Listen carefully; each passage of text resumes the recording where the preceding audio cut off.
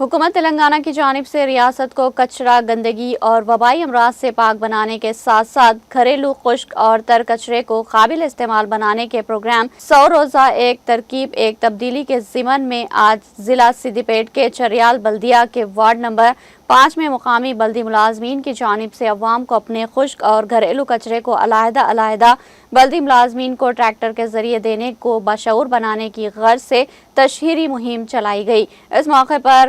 Manager بلدیہ جے پربھاکر، مقامی سابقہ کونسلر اے نریندر نے اپنے خطاب میں عوام پر زور دیا کہ وہ بلدی ملازمین اور ریاستی حکومت کے ساتھ تعاون کرتے ہوئے ایک ترکیب ایک تبدیلی پروگرام کی کامیابی میں حصہ ادا کرنے کا مشورہ دیا۔ انہوں نے کہا کہ موسم برسات کے دوران وارڈ نمبر 5 میں ڈرینیج کے گندا اور برسات کے پانی کی نکاسی کے لیے خصوصی انتظامات کیے گئے۔ اس کے ذریعے گندگی اور کچرے سے وارڈ کو پاک کیا گیا۔ اے نریندر سابقہ کونسلر عوام کو ان کچرے والے کو بلدیہ کی جانب سے فراہم کیے جانے والے کچرا دانوں میں محفوظ کرتے ہوئے بلدی ملازمین کو دینے کا مشورہ دیا۔